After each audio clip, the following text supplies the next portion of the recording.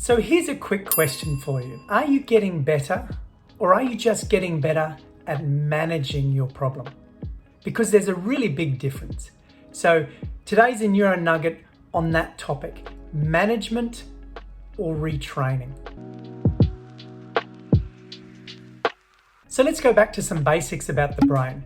When the brain detects a threat, it turns on stress hormones to help us rise to that challenge. And so we switch on our sympathetic nervous system, otherwise known as the fight or flight response. So our nervous system only has two operating modes. You are either in fight or flight or rest and digest. Rest and digest, it sounds fantastic. Which one would you rather?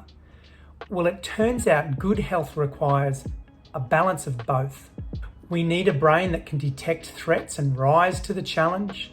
And then when the threat has passed, we move back into rest and digest, and that's our healing and recovery mode. And so we're ready for the next challenge. So stress hormones and being challenged is essential for good health, but long periods of time with stress hormones moving through your system, otherwise known as chronic stress, is incredibly detrimental to your health. And here's why. Stress hormones turn on our physical emergency response. It's now survival mode. It's all hands on deck, and any biological processes that are being used that aren't required to keep you alive in that moment are taking up valuable resources, and so they get shut down. So things like our digestive tract, for example, that's taking up energy, but it's not needed to help you fight or flight. And so our digestive tract gets turned off in the presence of stress hormones. Sleeping?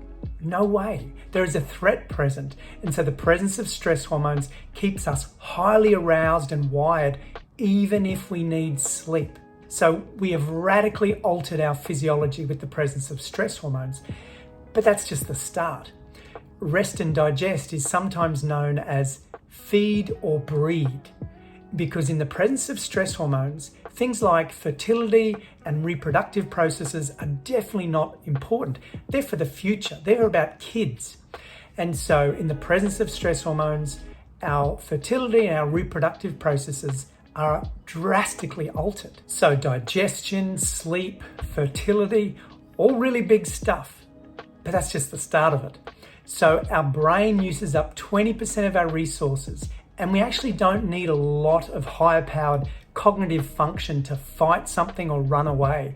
And so the presence of stress hormones directly alters brain functioning, shutting down the higher ordered creative thought processes. Our immune system is incredibly complex and expensive to run, and we don't actually need it in the presence of a fight or a flight response. And so stress hormones directly alter our immune function. All our nerve endings become super sensitive. Our ears, our eyes, our taste, the sensitivity of our skin becomes super aroused. And so we're on the lookout for any potential threat. Now, some organs are incredibly important in the fight or flight response.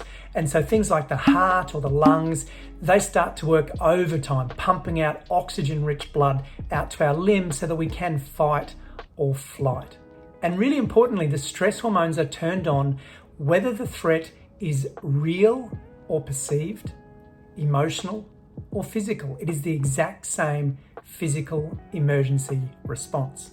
And it's a great system to keep us alive. However, shutting down key biological processes for long periods of time without adequate recovery or rest has been shown to be detrimental to our health.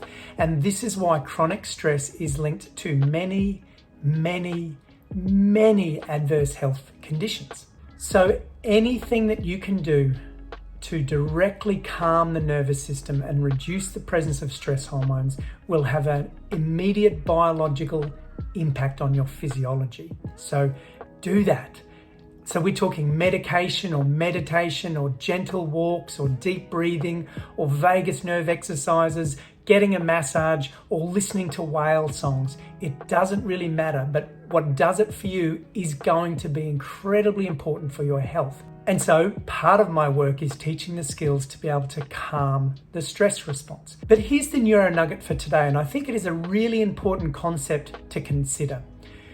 You can learn tools to calm the body after the brain has released stress hormones, or you can retrain the brain not to turn the stress hormones on in the first place.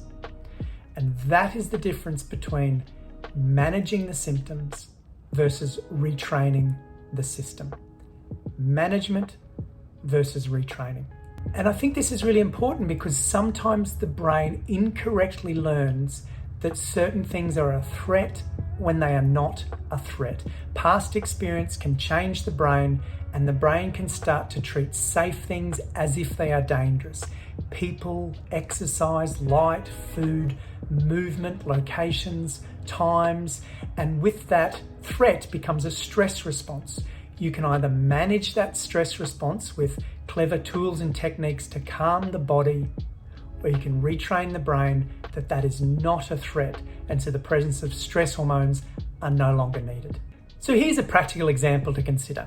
Is speaking in public dangerous?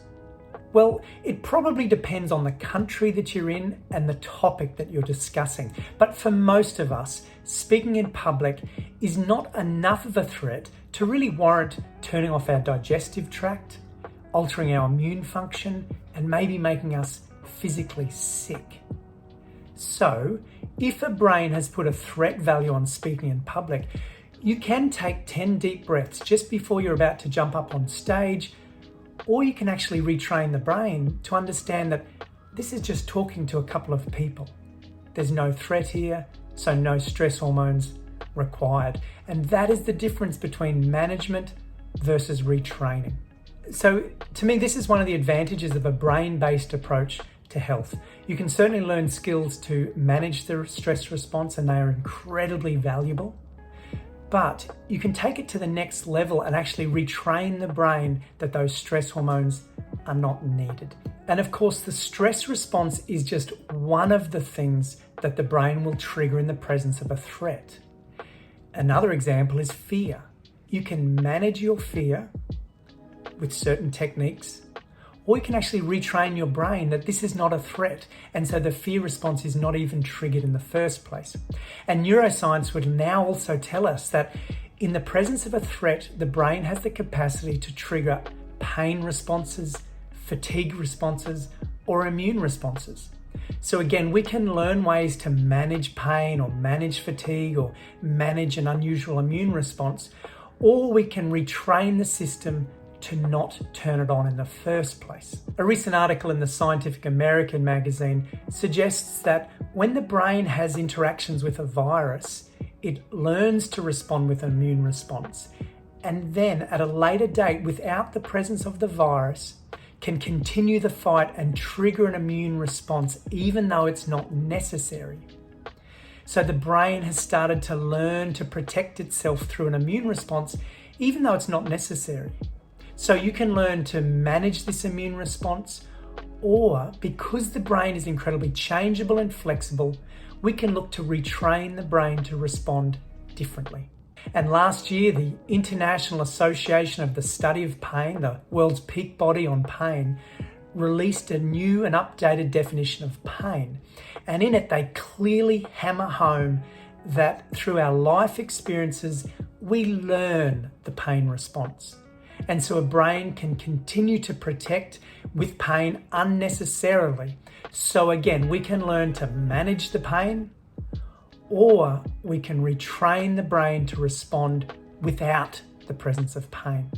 And again, that is the difference between managing a condition or retraining the system. And so which one are you in? Management mode or retraining mode? Well, a lot of people in management mode get very good at avoiding the things that set them off, understandably, or they just push through and they pay the consequences. Now, great management is absolutely better than nothing, but a brain-based approach to this offers another solution to retrain the brain to respond differently. And a lot of people that hear about my work assume that I'm getting people to somehow ignore symptoms and just push through, and we know that doesn't work. But coming at it from a brain-based response, with the skills and understanding, you can learn to retrain your brain to respond differently. So that's it from me. I will put some links in the description below to some of the articles I referenced. I hope that neuro nugget helps. I know it can be challenging to get your head around, but it might just open up some options that you hadn't considered before on your journey to recovery. So thanks, and I'll catch you next time.